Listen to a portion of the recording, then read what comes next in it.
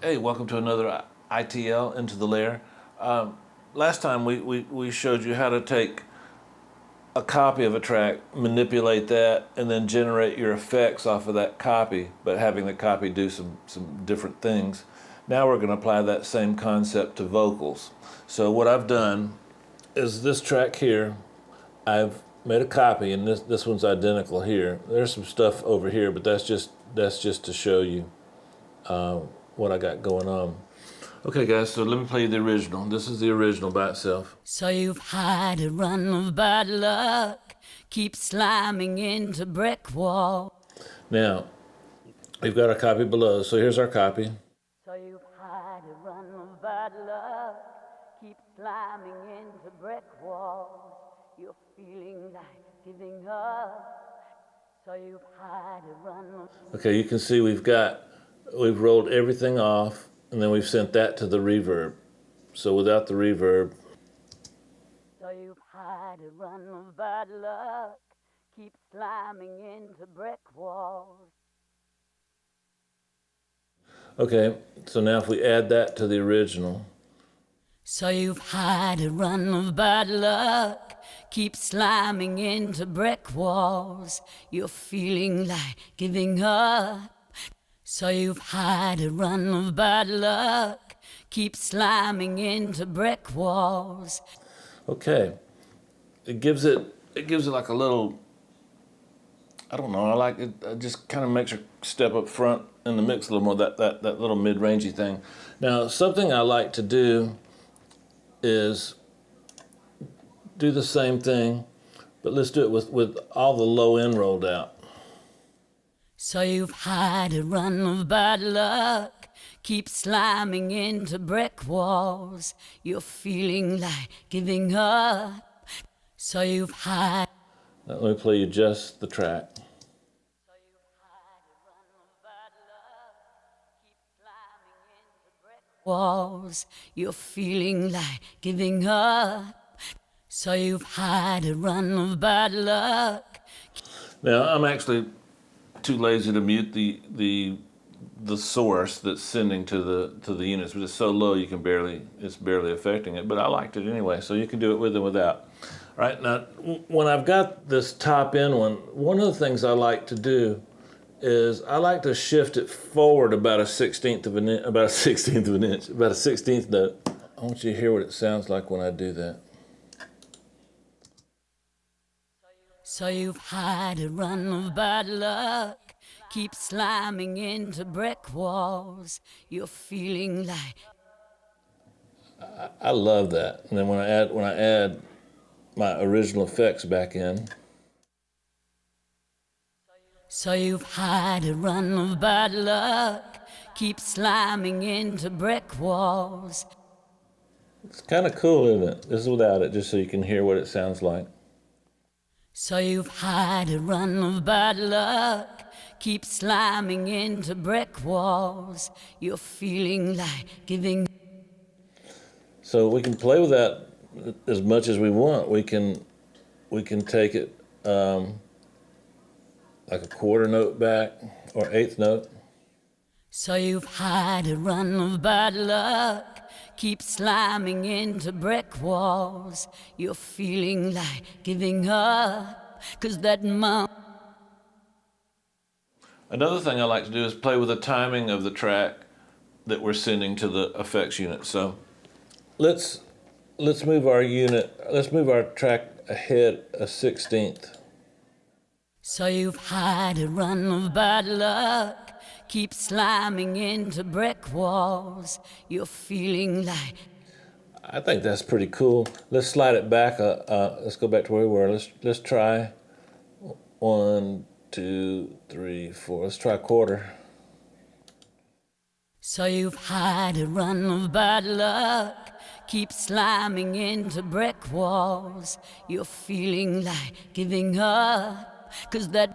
You can tell when we did that, it gave you the effect that the entire reverb was longer because it's starting later. That was kind of cool. I like that one. Okay, guys, I want to show you something now. This is Any distortion that you want to use will work. I like. There's a lot of them I like. So let's try this. So you've had a run of bad luck, keep slamming into brick walls. You're feeling like giving up, 'cause that mountain's just too tall. Okay, let's put a little reverb on that. So you've had a run of bad luck, keep slamming into brick walls. You're feeling like giving up, 'cause that mountain's just too tall. You feel. So you've had a run of bad luck, keep slamming into brick walls. So that's all you're hearing now is just the original with the reverb being sent from the one that's distorted, mixed back in with that. I like that too. And then we can try, what I like to do sometimes is take the reverb and put it up an octave. So now my reverb return, what I'm sending to my reverb from my copy track is an octave higher. So let's listen to that. So you've had a run of bad luck, keep slamming into brick walls. You're feeling like giving up. It's a little much, so if we add it, the reverb to the original, watch. So you've had a run of bad luck, keep slamming into brick walls. You're feeling. That little extra energy might be what you need for a verse. Like I've got a verse here where she's singing kind of deep. I'd like a little more energy in that verse, so I mix the octave higher generated by our copy track back in with the reverb from the original signal. And we can do the opposite. We can go lower, an octave lower. This one's even more interesting. So you've had a run of bad luck, keep slamming into brick walls. You're feeling like giving up, 'cause that mountain's just too tall. You feel. So you've had a run of bad luck. I don't know if that's usable or not. It sure is fun as heck. And then lastly but not least, just your classic, come up with a cool delay. This delay has a little bit of distortion, but you can add the distortion. And let's add that back send that back to our reverb. So you've had a run of bad luck, keep slamming into brick walls. You're feeling like giving up, 'cause that mountain's just too tall. So there again, try different things, experiment. You experiment with different timing things. I like sometimes adding a flanger to the delay. Watch this. So you've had a run of bad luck, keep slamming into brick walls. I think that's pretty neat too. So just remember, you don't always have to generate the effect from the original track. You can make a copy of that track and then use different effects. Now, if you've got unlimited resources DSP-wise, you can just use a different reverb for each idea and then send the same, send off the original track.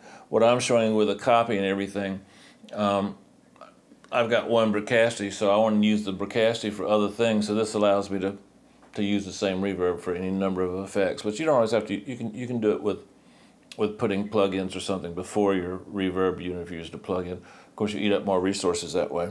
So this is where I always say, the idea is just an idea, but I want to stimulate you into trying new things and taking some of these ideas of mine that could be, some of them are a little ordinary, but I just want you to understand that there's no boundaries, there's no limits, there's no rules. And so I'm sure you guys can come up with some neater ways to do some of these techniques than me, and when you do, let me know about it. As always, I just get a real thrill out of it when I get something back from you guys. See you soon.